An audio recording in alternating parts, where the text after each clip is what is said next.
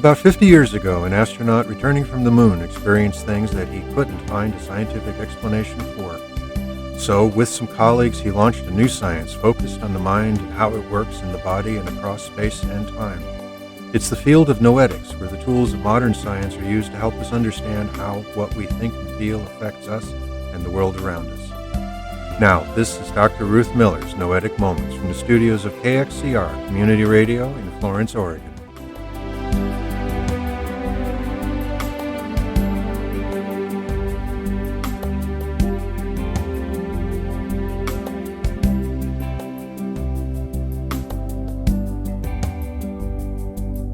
And this is Noetic Moments, where we explore that field of research that discovers what consciousness is, what it does, how it works, and how our lives could be very different if we understood and applied what we understood better. I'm Ruth Miller.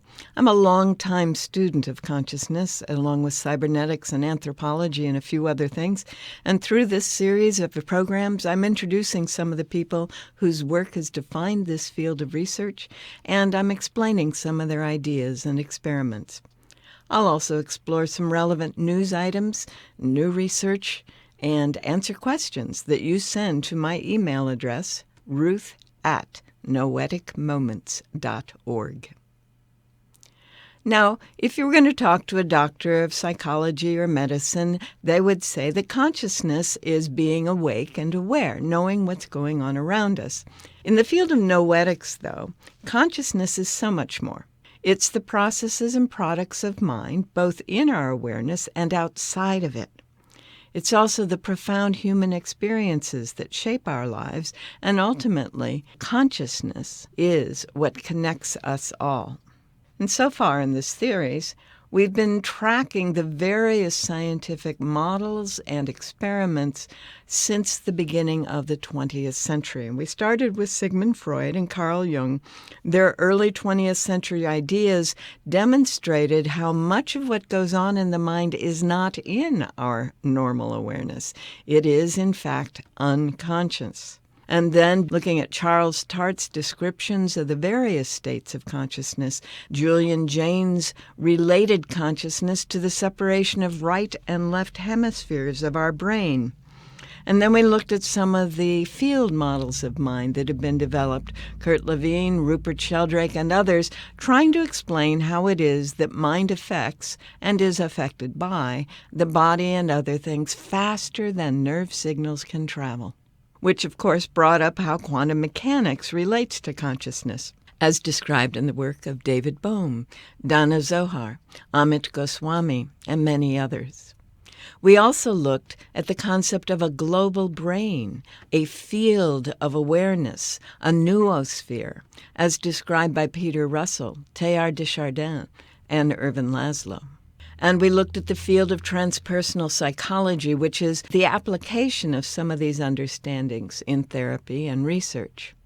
Then we went on to look at the physiology of consciousness, particularly looking at Candace Pert's Molecules of Emotions and Bruce Lipton, whose work with cell membranes led him to believe that we have a biology based on our belief. Then we were looking at how the biology and the mind and the emotions can all be aligned in a consciousness state that is increasingly being called coherence. We've explored some of the experimental results supporting these new ideas about consciousness.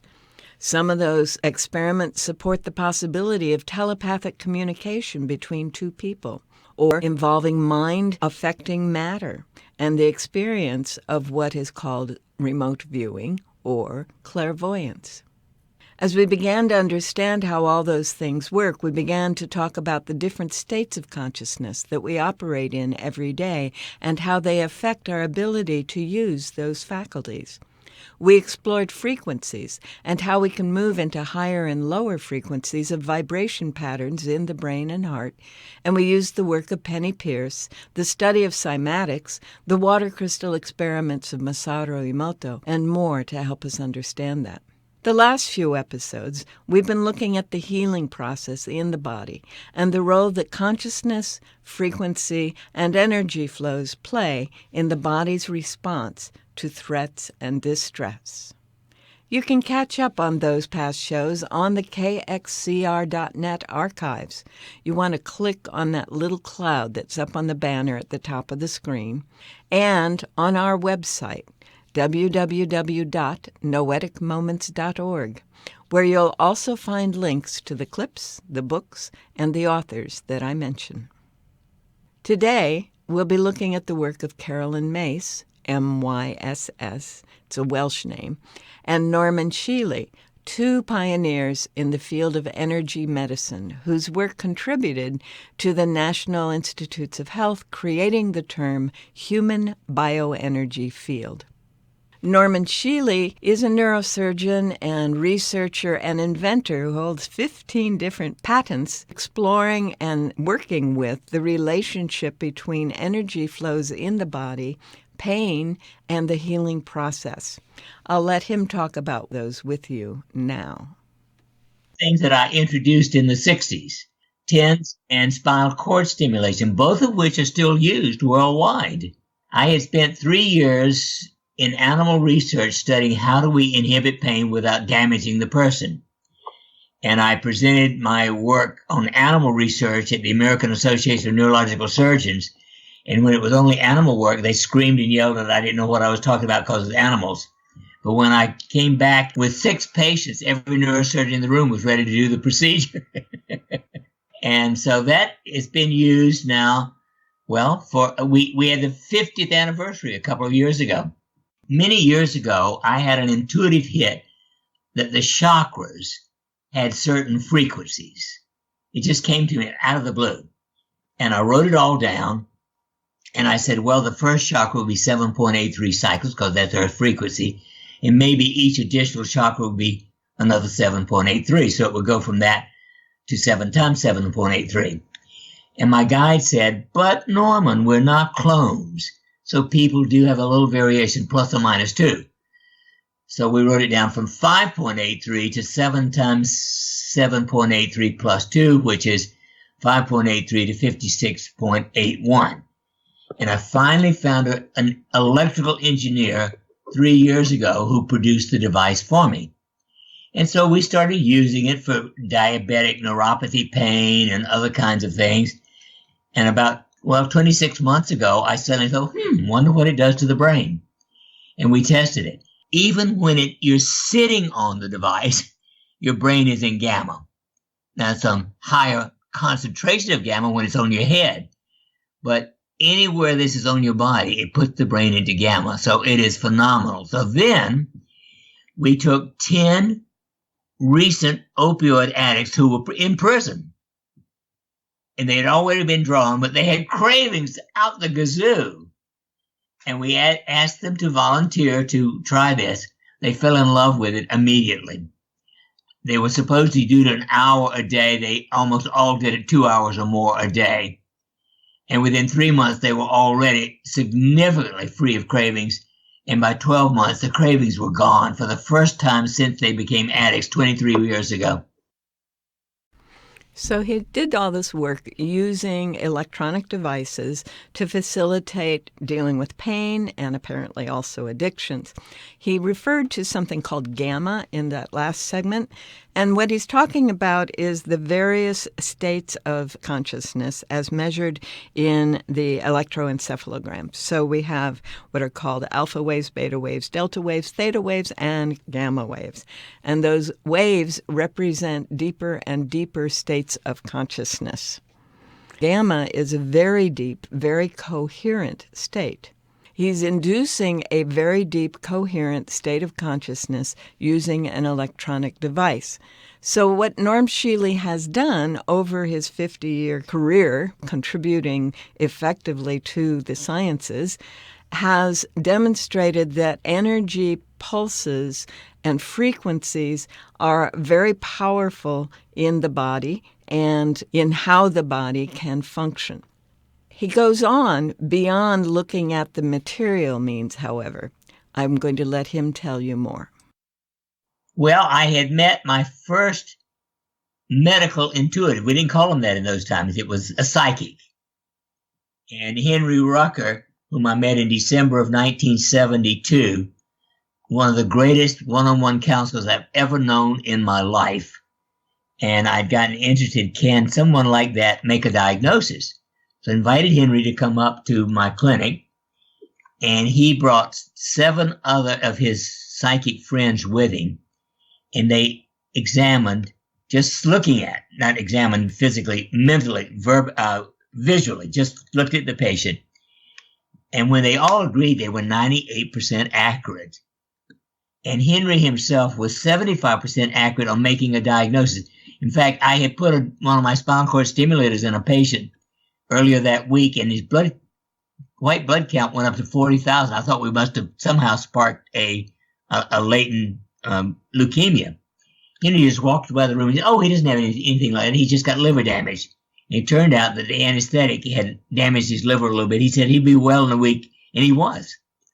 And so for the rest of his life, from then until Henry died, unfortunately, about 12 years ago, he was a counselor at my clinic at a Catholic hospital. Shealy goes on to say that he met Carolyn Myss during this time and began to work with her. Yes, and we wrote a book called The Creation of Health. And that's actually when I converted from a psychic to medical intuitive. And Carolyn and I still work together. In fact, I talked to her on the phone twice this week. It took us several years, but Carolyn, with just knowing your name and age, is 93% accurate in giving me a physical medical diagnosis. So Norm Shealy trained a number of people, one of whom is Carolyn Myss, M-Y-S-S, and some people will say Myss, and I will continue to say Myss because she told me to. And Carolyn Myss has written a number of books. She came into my awareness in the early 90s when she wrote a book called The Anatomy of Spirit. And it turned out to be so supportive and confirming for so many of my friends that it became a watershed book for a lot of the work that I was doing. Not too many years after that, she came out with another book that we're going to talk about later, Why People Don't Heal and How They Can, in which she lays out her framework for understanding how bodies work and how energy affects our healing. Now, energy here is a bunch of different things in her way of thinking. It's not only what we are thinking and feeling, but it's what we are allowing in our awareness and what we are surrounded by. All those things affect what she calls energy, or in her words, spirit. So our energy body, as she thinks of it, is also called spirit, in case you're wondering where those two languages overlap. So I'm going to let her talk about her ideas and structure for helping us understand how the body works and how consciousness and energy relate to it. There's an anatomy of your physical body. There's an anatomy of your energy or anatomy of your spirit. And there's an anatomy of your soul. All three work together. All three. And you need all three. The anatomy of your physical body is this is the anatomy that exists in time and space. This is the anatomy that needs the vitamins and needs, and this is the part that you watch age. This is the part that you have to pay attention to in terms of what you feed, and this is the part that exists in what we call time. The anatomy of your spirit, the anatomy of energy. Your energy body is where we get deeply into chakras and into your energy system.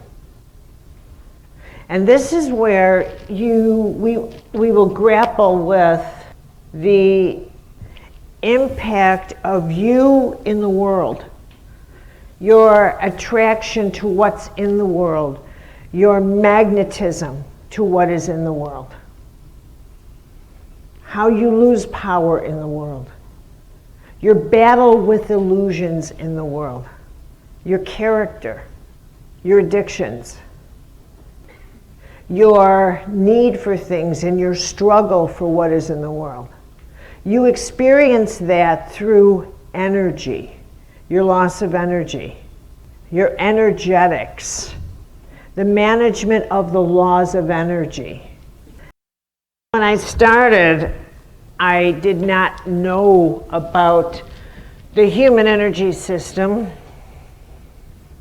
Now I do, as you are. I think thanks to the work Norm and I did, everybody does now.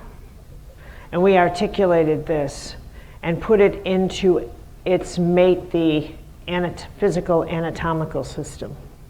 But as I continued to work with it and added on ongoing research, I then began to kind of piece together the anatomy of the soul. Here, we enter into a cosmic domain, the sacred domain. And the knowledge of the physical body alone is just like studying a carcass. Unless you have the energy, mate, you're studying chemistry, you're studying physiology, all of which is, you need it. Just studying energy alone without the body, what good is that? This is a unity field. You have to have it all. I mean, the study of the body is magnificent. What a system. And in it, you discover the entire universe. This is the wonder of heaven. Every system is in every system. Every system is in every system. There isn't anything you can go through and not discover the whole.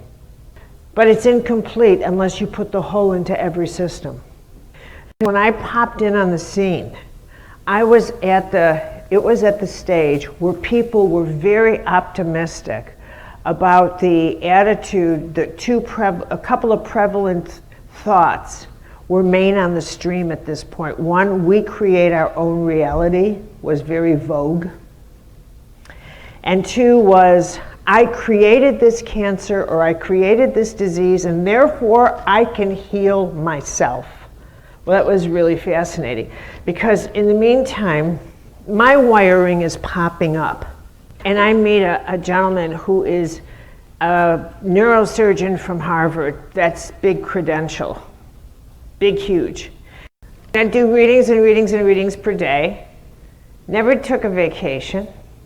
So in her understanding, as she worked with Shealy over all those years, she began to realize that you can only understand what's going on in the physical body if you understand what's going on in the energy body.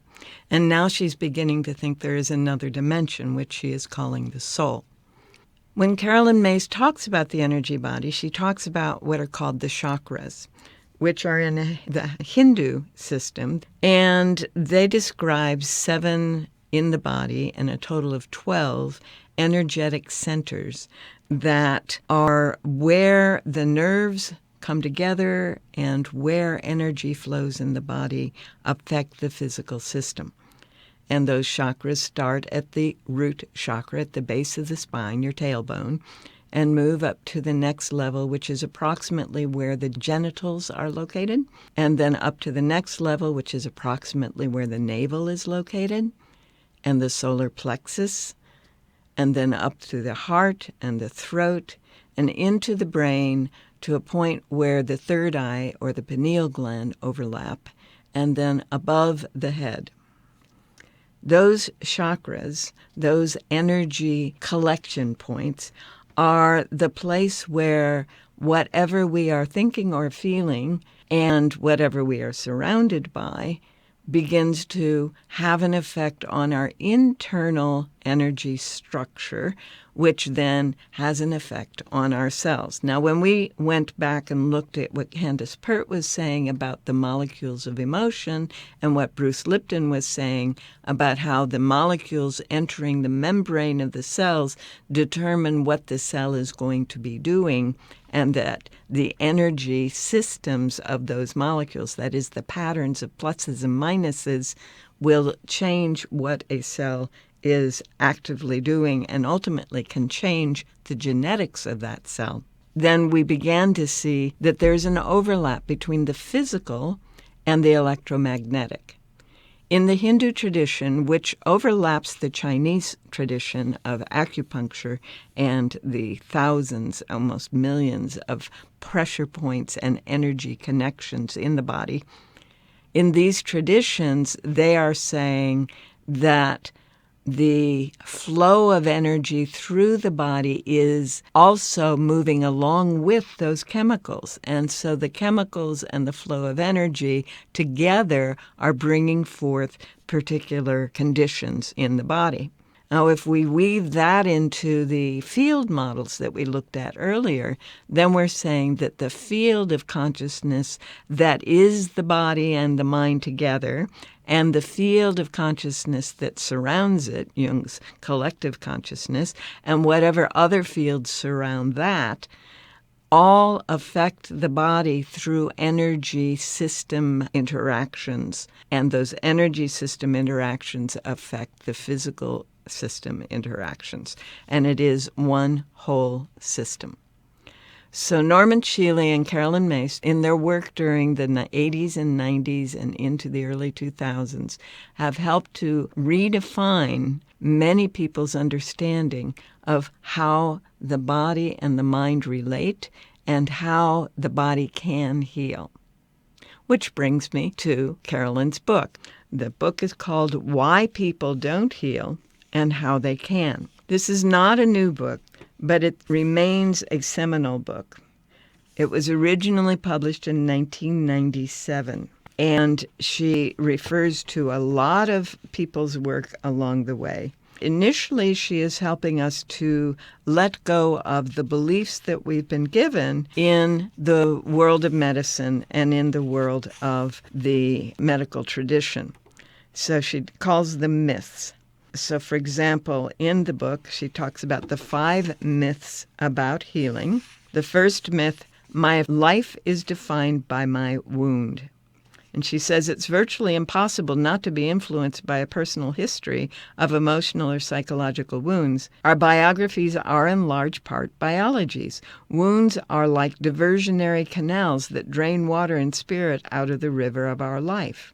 And then she says, many people come to believe, however, that their lives are only a compilation of psychological wounds, which they feel they can do little to heal. So much of what Carolyn teaches is how not to be governed by those wounds. Her second myth, being healthy means being alone. A phrase commonly used to refer to a return to health is, quote, to stand on one's own 2 feet again, unquote. That is, to take care of oneself, to be independent. But to some psychologically wounded people, becoming healthy and attaining independence would amount to isolation and vulnerability. For many, this fear of heroic independence, and by extension of being alone, is the core of their inability to heal. Her third myth, feeling pain means being destroyed by pain. It is often, she says, the case that pain represents the presence of illness, either emotional or physical, and it is normal to believe that all pain is negative. But pain is also a teacher, she says. And she goes on to explain how pain can be a useful thing in our lives. And she follows each of these myths with questions for self-examination. The fourth myth, all illness is the result of negativity, and we are damaged at our core. She says, our thoughts powerfully influence the health of our minds and bodies, and delving into our inner selves is essential to the healing process. Yet, she says, negative patterns are not always at the root of illness. and a failure to heal should not always be blamed on negative past experiences or on negative feelings, beliefs buried deep in the unconscious mind. That's a powerful statement after decades of being told we've created our own illness. She goes on to say on page 44, sometimes an illness is the result of a complex of causes, and it can be futile to try to fix the cause on a single simple factor. Life is just not that simple. Her fifth myth, true change is impossible. She says the final myth is especially debilitating because it has a great deal of clout within the psyche, regardless of whether one is physically ill. The reason we believe change is impossible is simple. No one likes change. No one likes to change. We like everything to remain familiar, perversely enough, even in very difficult situations. She says, even though change is constant and inevitable, we prefer to turn our attention, and a great deal of our attention, to preventing changes from happening in our lives. So that's in her book, Why People Don't Heal and How They Can. She talks about traditional medicine and complementary treatments and explains the whole process of moving from feeling and being ill or limited or wounded to feeling and being fully healthy and functional.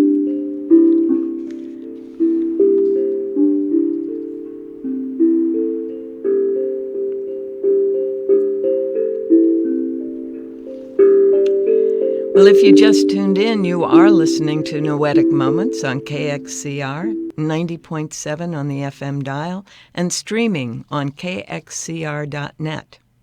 And that sound tells me it's time to look at a news item in the world today. And I want to talk about a real new piece of science that's just recently come out. It's published on the website Science Direct. It's in the Physiology and Behavior Journal. And two women working at Leiden University, we find that individuals who have taken antibiotics in the past 3 months show a stronger emotional bias towards sadness, and at a physiological level, they have a higher heart rate.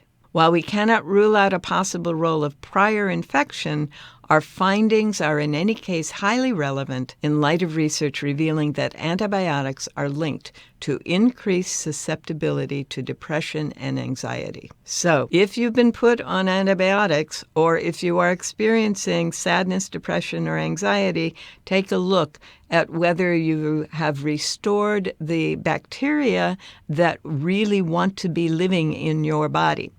And if you haven't restored the gut bacteria, you might want to consider buying some probiotic yogurt or getting sauerkraut and other naturally fermented vegetables into your system to help those bacteria replace them, and you don't have to feel those symptoms. As usual, the link to this, along with everything else, will be on our website, noeticmoments.org, where there is a list of the titles and other resources that we refer to on this show and every show. And that is it for today's show. The next time we get together, we'll look at more of the research being done in an attempt to understand what consciousness is, how it relates to our well-being, and how our lives can be very different. For now, thanks for joining me here on Noetic Moments at KXCR Community Radio, 90.7 FM in Florence, Oregon. And have a wonderful week.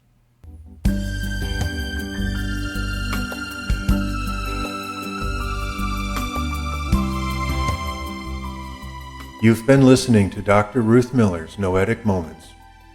This program is produced in the studios of KXCR Community Radio in beautiful Florence, Oregon, supported by you, our listeners. Our theme music is Tumbling Planets, composed and performed by Jeff Lovejoy. To hear this program again or learn more about Noetic Sciences, search our website, www.noeticmoments.org.